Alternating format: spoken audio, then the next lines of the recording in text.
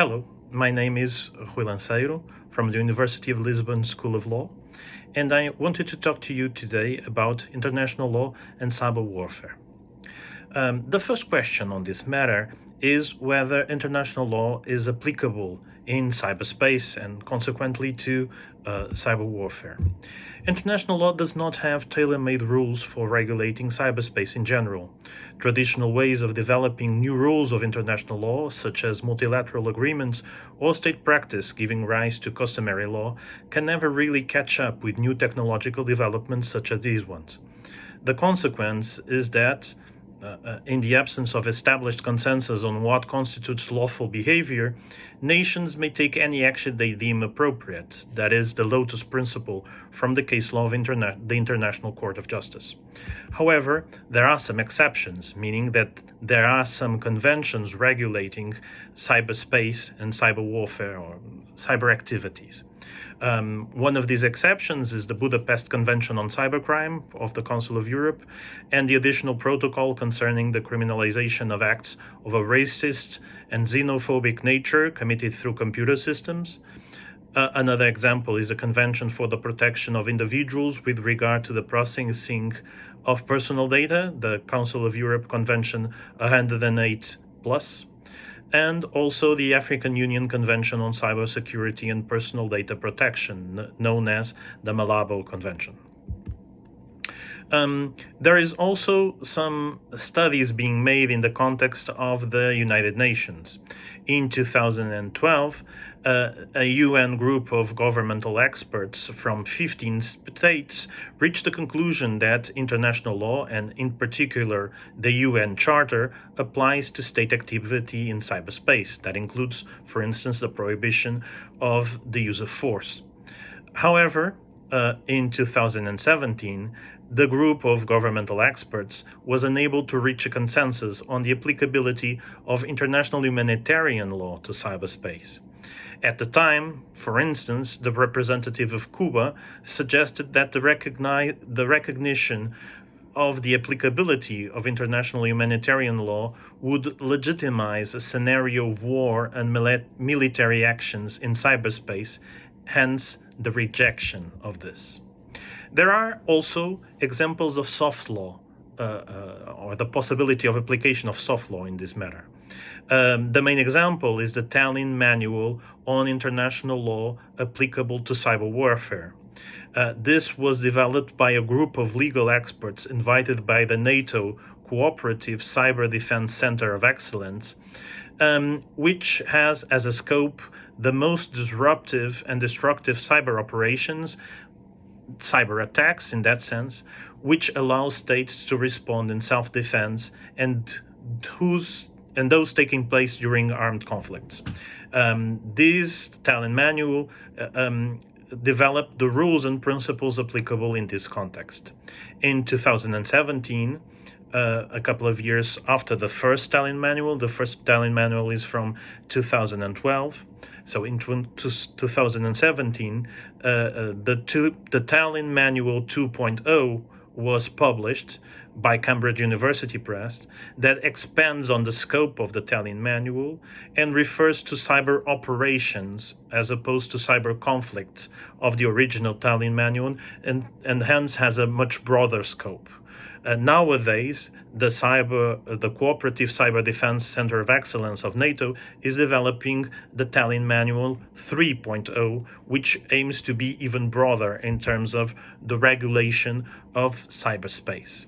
So, in short, the answer to the question, is international law applicable in cyberspace, is yes.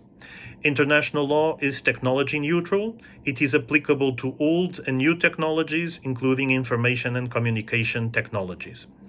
Cyberspace is not the Wild West. In the context of a rules-based international order, international law must be applicable to cyberspace and to cyber warfare. This has been confirmed by many ways. Most states agree to this. We can find that in statements of states on the application of international law to cyberspace, the Tallinn Manual 2.0 state consultation process, where several states were consulted and agree with this. The International Court of Justice has also developed case law in this sense. If we look at the case, on the opinion on the case, legality of the threat or use of nuclear weapons, the International Court of Justice, in its judgment, stated that the prohibition on the use of force and international humanitarian law would apply to all kinds of weapons, irrespectively of the technology behind them, which is a good argument to the application also to cyber warfare. International organizations such as the United Nations General Assembly First Committee on Disarmament and International Security, the United Nations Group of Governmental Experts reports of 2013 and 2015, the G20, the EU, NATO, and the Organization of American States, for instance, have all put out declarations and statements recognizing the application of international law to cyberspace and cyber warfare. The most recent one was the Common African Position on the application of international law to the use of information and communication technologies in cyberspace, that is from 2024, this year. However, there is some states that still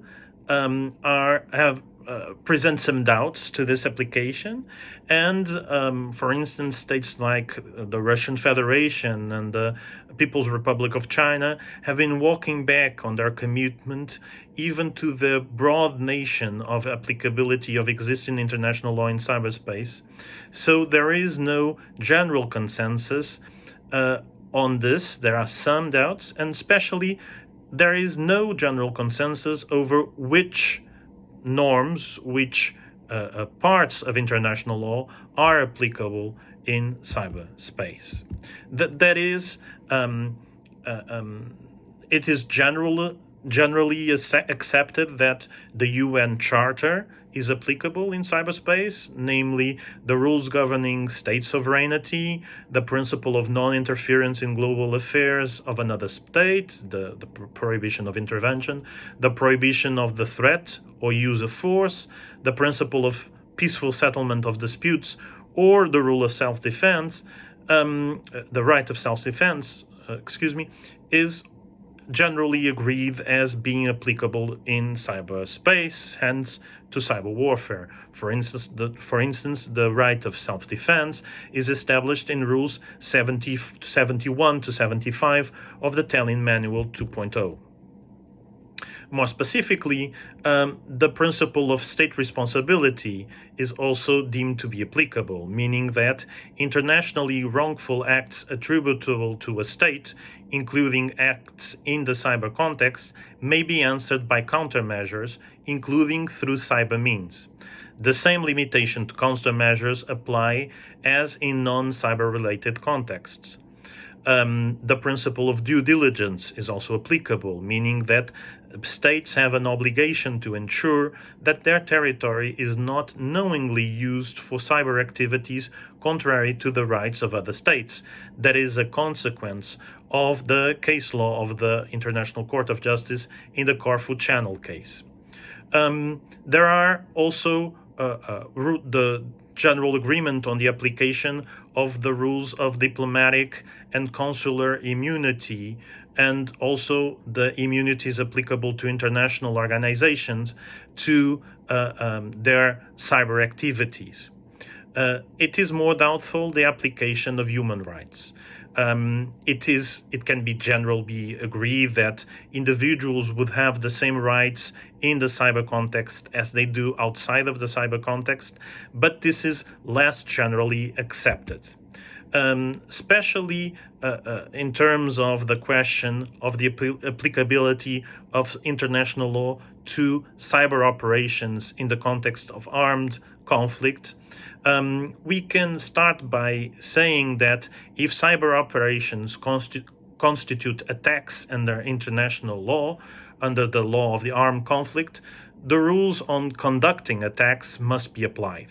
This means the application, for instance, of the principle of military necessity, meaning that operations must only be directed against military objectives, such as computers, that by their nature, location, purpose, or use make an effective contribution to military action and whose total or partial destruction, capture, or neutralization in the circumstances at the time offers a definitive military advantage.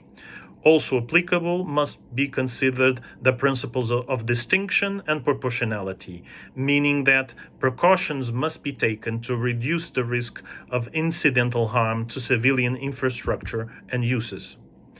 However, there are some disagreements here. We can see, for instance, that the principle of exercise of territorial sovereignty established in the Italian Manual Rules 1 to 5 and due diligence rules 6 to 7 in cyberspace have received mixed reactions.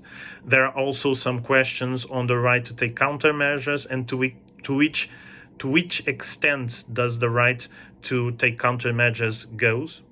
And finally, the question of the application of international humanitarian law. As I stated before, a group of states maintained the position that applying international humanitarian law to cyber operations would implicitly militarize cyberspace. Finally, there are questions on cyber espionage, but on the manner and method of cyber espionage to be considered lawful. But these questions accompany more or less the same debate that exists on the lawfulness of espionage in general outside of the field of cyber law, of cyberspace, sorry. There are also some interpretative questions. There is no definitive conclusion on the meaning of arm attacked in the cyber context that gives rise to the right of self-defense under Article 51 of the UN Charter. There is difficulty of attribution for the purpose of accountability in the cyber context, including the level of the requisites of evidence and the situation of non-state actors as perpetrators of cyber attacks. Finally, there are questions on the duty of non-intervention. For instance, does the duty of non-intervention in internal affairs protect a state internal and external affairs from coercive intervention of another state? In which sense? Which kind of affairs? What is coercion to this purpose? Finally, to wrap up, what is the future of international law in cyber warfare? There are these questions that we've been discussed and that are still open to debate. The first question is also on the sense of, does international law as it exists today, is international law as it exists today sufficient to regulate cyber activities of states? Or do we need more international law, or specifically targeted international law to the cyber warfare and to cyberspace? There is also the question of actors, which actors are under the scope of international law in this sense, if it only covers states or if it also covers non-state actors, and in which cases does the activity of non-state actors can be attributable to the states that they act on. Is sovereignty a rule or a principle in international law? We need further clarification on the status of data as a protected object under international humanitarian law. Is an attack on financial systems a prohibited intervention or a use of force in that sense? To what extent an information or disinformation campaign rises to the level of a prohibited intervention? And are collective countermeasures lawful in the cyberspace context? The questions to all these the answers to all these questions are still open to debate, as it is the question of how to operationalize and improve accountability in cyberspace. Specifically, this question of non-state actors and their activities, if their activities are covered by international law, and specifically if they can be attributable to states, or are states only responsible in terms of due diligence, is a particularly central piece of questions still yet up to debate. The conclusion is that there are still gaps or inefficiencies in existing law that require the formulation of new rules. Clarification is needed. Ideally, a new treaty or the evolution of customary international law would provide this clarification. A group of experts is already working on the Italian Manual 3.0 that can be a contributor to this clarification. However, due to the rapid development of technology in this sense, it is expected that international law will not be able to keep up with this evolution of technology, meaning that the role of scholars and academics discussing this and the role of case law, specifically the case law of the International Court of Justice, is central to this clarification. This is something that I hope to be contributing with my piece today. Thank you for listening to me, and I hope that this piece was useful to you. Goodbye.